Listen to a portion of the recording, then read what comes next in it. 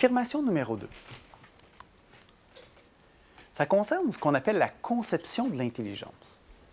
On se fait toute une idée de ce qu'est l'intelligence. Et notamment, il y a certaines personnes qui croient que l'intelligence peut se développer par le travail, par l'effort, par l'éducation, et d'autres personnes croient que l'intelligence ne se développe pas, que c'est inné, que c'est en nous, puis qu'on ne peut pas le développer ou s'améliorer.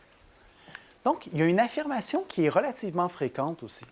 Elle est faite que les élèves qui croient que l'intelligence est dynamique, c'est-à-dire que l'intelligence peut s'améliorer, qu'on peut s'améliorer dans une tâche, profiteraient d'un effet bénéfique sur leur apprentissage, contrairement à d'autres élèves ou d'autres apprenants qui auraient une conception fixe de l'intelligence. Donc, l'idée, c'est, est-ce que le fait de croire qu'on peut s'améliorer, est-ce que ça a un impact sur nos apprentissages? Et la réponse est oui. C'est plus de l'ordre de la vérité. Okay?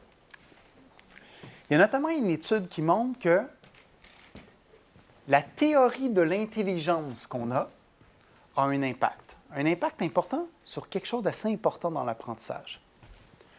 Plus les personnes, les apprenants, ont une théorie dynamique de l'intelligence, plus ils croient qu'ils peuvent s'améliorer et se développer dans un domaine, plus ils vont corriger leurs erreurs à la suite d'un feedback.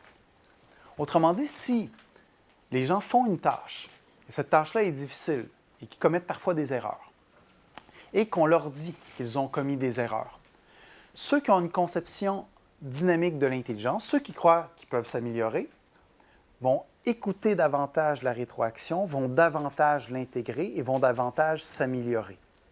En opposition aux gens qui croient qu'ils ne peuvent pas s'améliorer, qui ont une conception fixe de l'intelligence. Eux, comme ils ne croient pas qu'ils peuvent s'améliorer, l'erreur est une confirmation qu'ils ne sont pas compétents dans un domaine. Et lorsqu'on leur donne la rétroaction n'est pas perçue comme un outil d'amélioration, mais comme une sanction, une punition, un renforcement négatif. Une chose qui est intéressante dans cette étude-là, c'est aussi que la conception dynamique de l'intelligence influence l'activité du cerveau.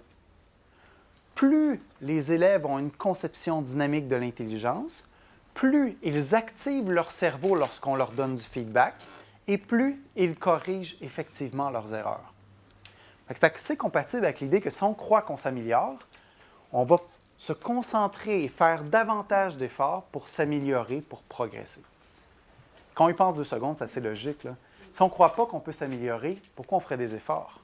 Par contre, si on croit qu'on peut s'améliorer, « Oh, j'ai commis une erreur, qu'est-ce qui s'est passé? » Puis on cherche à s'améliorer. Donc, le cerveau s'active davantage. Une autre façon de présenter les mêmes résultats, c'est d'examiner donc le niveau d'activation globale. Ça, c'est une étude qui impliquait l'électroencéphalographie qu'on appelle.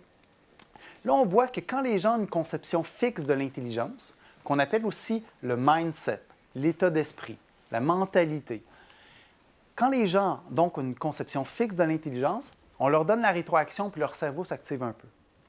Mais quand les gens ont une conception dynamique de l'intelligence, leur cerveau s'active beaucoup plus.